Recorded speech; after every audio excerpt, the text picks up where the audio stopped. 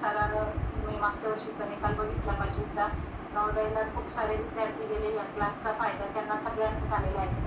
असाच फायदा तुम्हाला देखील होणार आहे. तर आपल्या कोपरगाव तालुक्यातून रोकडे सर आपल्याला आज गणित विषय विभाज्यता शिकवणार आहेत.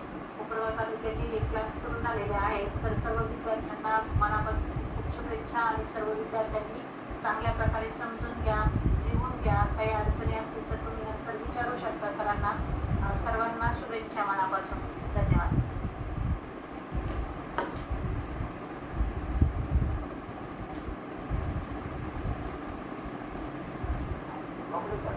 हा करू चालू. हा धन्यवाद मॅडम. आज आपण गणित विषयासाठी इयत्ता 8वीसाठी विभाज्यता हा घटक घेणार आहे. मी श्री रोकडे किरण बाळासाहेब, पंचायत समिती कोपरगाव शिक्षण विभागामध्ये कार्यरत आहे. तर आज आपण या पाठाला सुरुवात करूया. सर्वप्रथम आपण विभाज्यता म्हणजे काय याच्याविषयी आपण म्हणजे बेसिक टू डीपमध्ये आपण नॉलेज घेणार आहोत. तर विभाज्यता कशाला म्हणायचं, तर आपल्याला सगळ्यांना भागाकाराची क्रिया ही माहीत आहे. तर भागाकारामध्ये समजा आपण एखादा भागाकार केला,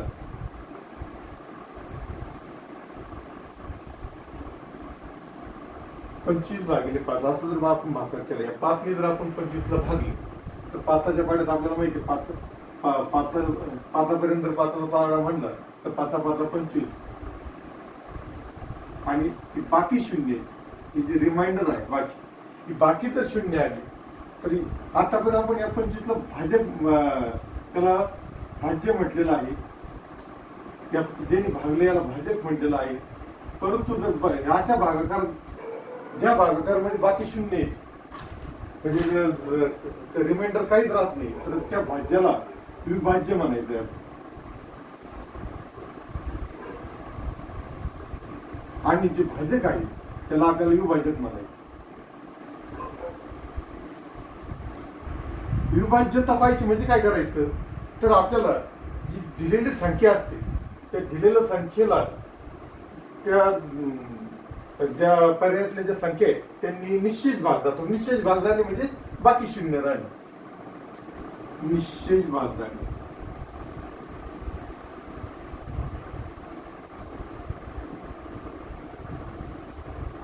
म्हणजे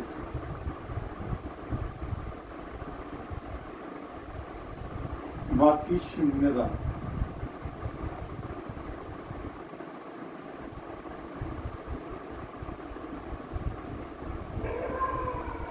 आता समजा तुम्हाला एखादं उदाहरण मी इथं देतो. हा हा ठीक आहे ठीक आहे.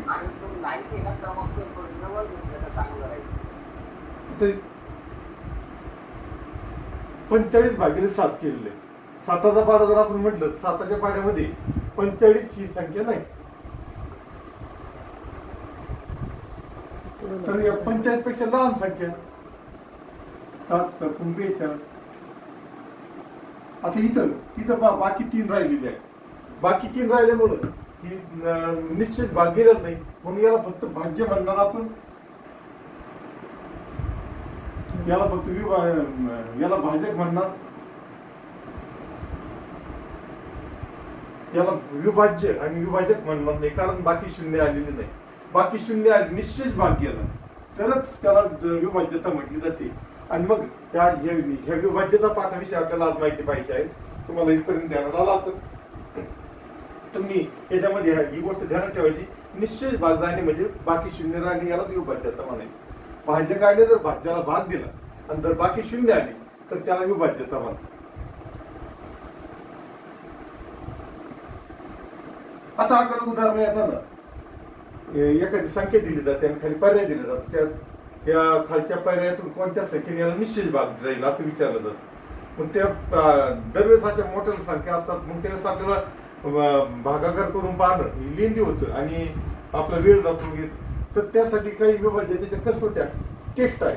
त्या टेस्टनुसार आपल्याला लवकरच कळून संख्या पाहिल्या किंवा थोडंसं गणन किंवा मनातल्या मनात आपण जर विचार केला तर आपल्याला त्या संख्येला भाग जातो का नाही हे आपल्याला कळू शकतं. आणि त्यासाठी हे विभाज्यतेच्या कसोट्या आहेत. विभाज्यतेच्या कसोट्या, विभाज्यतेच्या कसोट्या.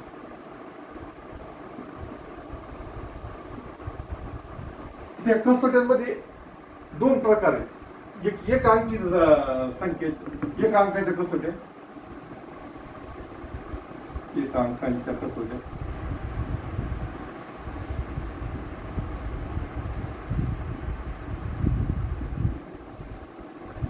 आणि दुसरा भाग आहे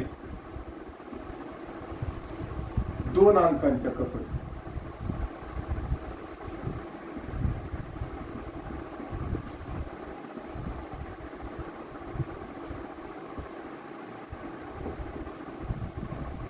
सध्या जर आपण शिष्यवृत्ती परीक्षेच्या पेपरचा जर अभ्यास केला तर 2 अंकांच्या कसोट्या विचारण्याकडे ट्रेंड वाढलेला आहे. म्हणून त्या सुद्धा आपल्याला पाहिजे आहे. आता 1 अंकांच्या कसोट्या म्हणजे आपण पहिला जो आपला अंक आहे 0 आणि 1 ह्या आपल्याला या कसोट्यांमध्ये घ्यायचे नाही. आपल्याला माहिती आहे 1 नी कोणत्याही संख्येला भाग जातो. त्यामुळं 2 पासून सुरुवात करायची. 2 ची कसोटी, पुढं 3 ची कसोटी, 4 ची कसोटी, 5 ची कसोटी, 6 ची कसोटी, 7 ची कसोटी, 8 ची कसोटी, 9 ची कसोटी.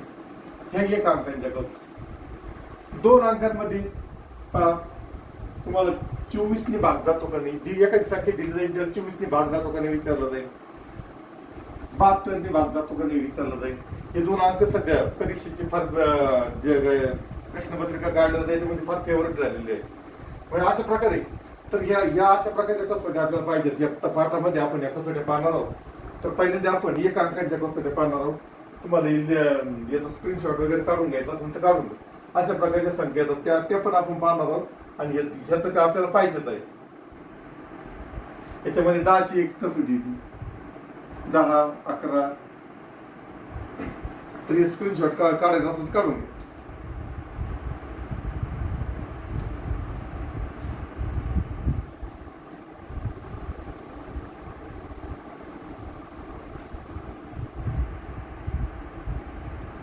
सर्वात प्रथम आपण 2 आणि त्याच्या रिलेटेड असणाऱ्या कसोट्या पाहणार आहोत. 2 च्या रिलेटेड असणारे अंक आहेत 2, 4 आणि 8. या तिघांच्या कसोट्या आपल्याला पहिल्यांदा पाहिजे जुने. पहिल्यांदा 2 ची कसोटी पाहू आपण. 2 ही आपल्याला माहिती समसंख्या आपल्याला माहित असल्या पाहिजे. सर्व समसंख्यांना 2 ने भाग जातो. समसंख्या म्हणजे काय, ज्या संख्यांच्या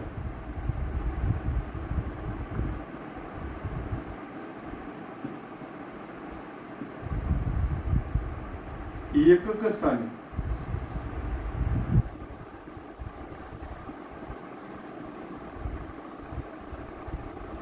0, 2, 4, 6, 8 हे अंक असतात.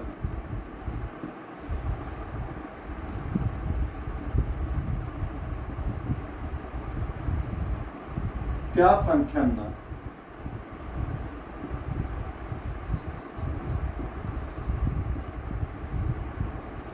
दोनने निश्चेष भाग जातो.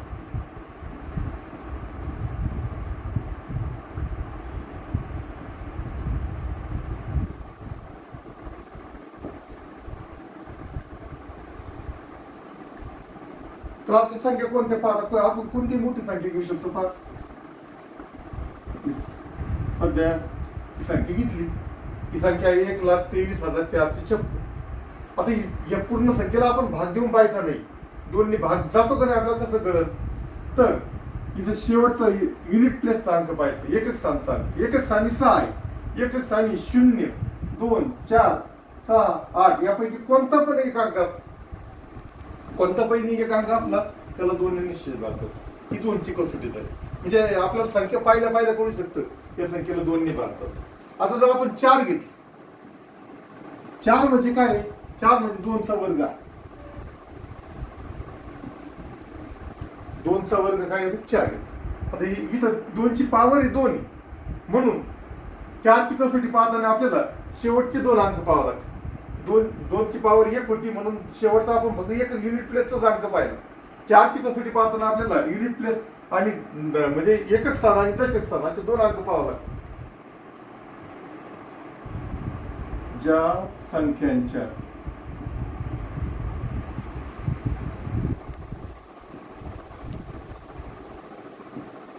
दशक स्थान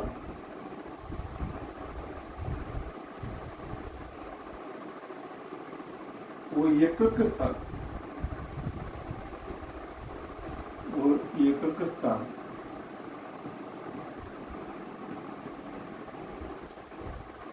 यांनी मिळून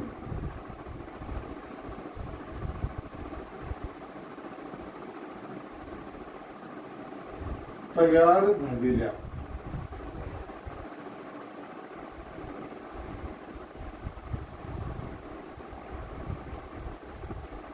संख्येला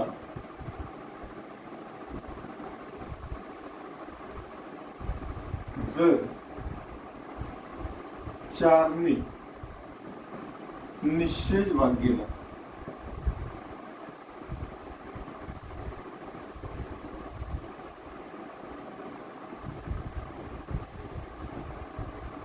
तर त्या संख्येला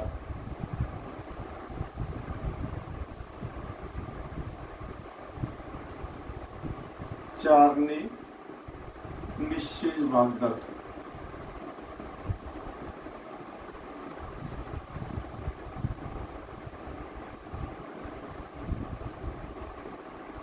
आता पाहूया परत संख्या.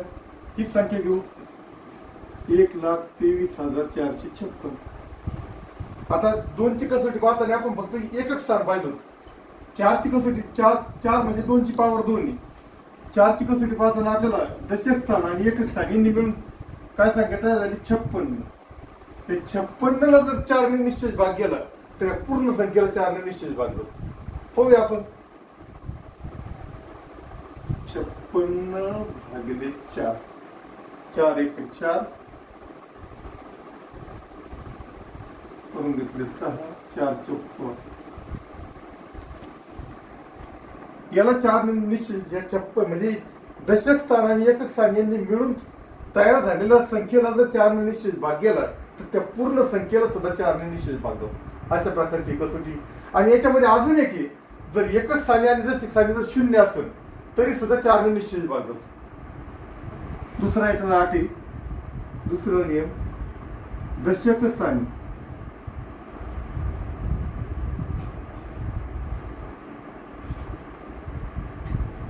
व एकक स्थानी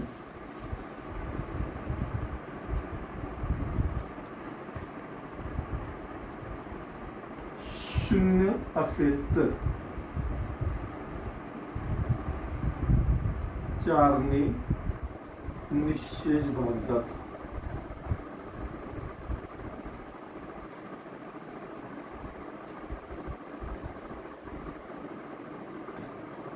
अशा प्रकारे स्क्रीनशॉट काढायचं काढून घ्या. मग आपण परत 4 त्या शून्याचा आपण इकडे पाहूया.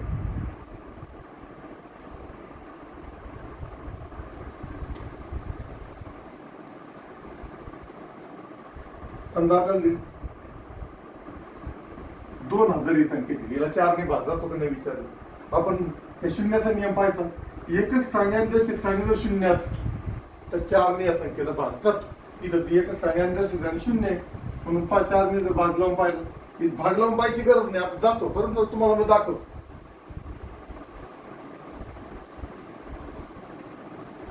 4 पंचे 20 करून 0 घेतलं 4 0 0 परत पुढचा 0 घेतला 4 0 0. असं म्हणजे एकच स्थानी आणि दशक स्थानी जर 0 असेल किंवा एकच स्थानी आणि दशक स्थानी यांनी मिळून तयार झालेल्या संख्येला जर 4ने भाग जात असेल, अशा प्रकारचे 2 अटी 4ने भाग जाण्याची. 4ची कसोटी झाली. पुढं 2च्या रिलेटेड तिसरी कसोटी आहे 8ची कसोटी.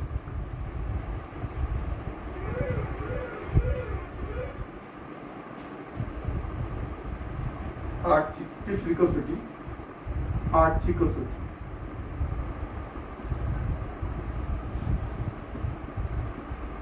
आता आपण इयत्ता 8वी शिष्यवृत्तीसाठी भाग घेत आहोत.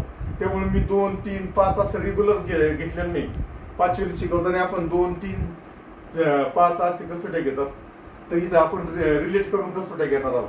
8 म्हणजे आपल्याला माहिती आहे 2 ची पॉवर 3.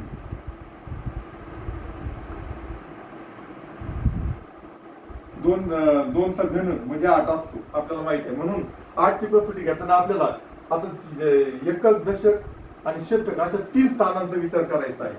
म्हणजे दिलेल्या संख्येच्या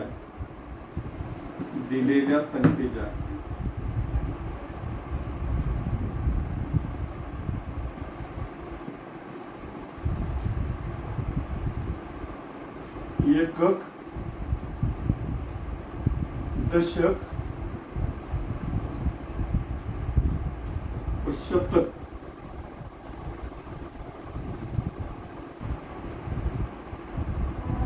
स्थानच्या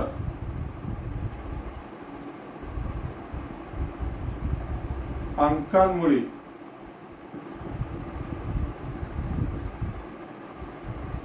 होणाऱ्या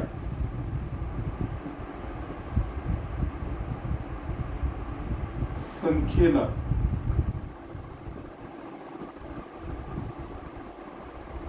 जर 8 ने निश्चय भाग गेला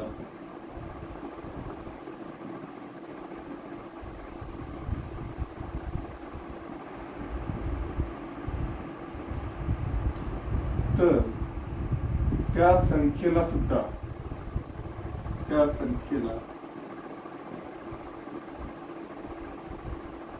8 ने निश्चय भाग जातो.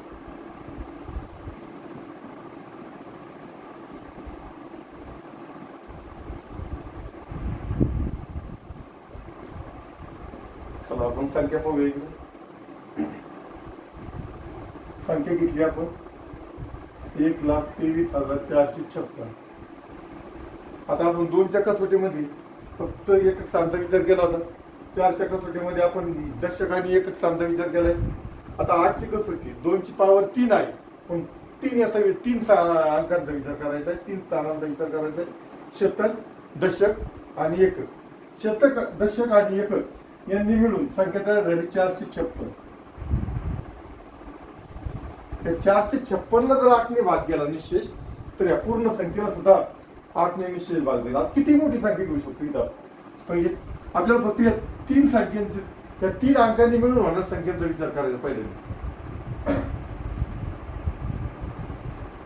8 पंचे 40,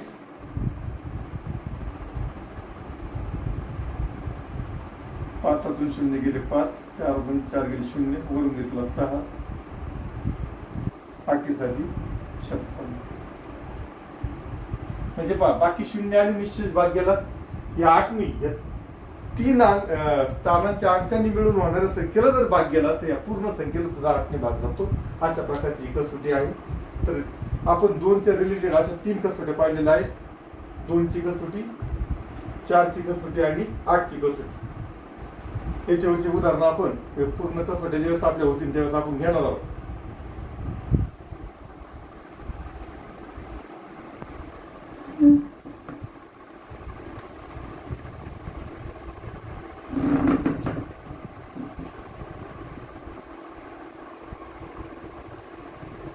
आता आपल्याला पाहिजे आहे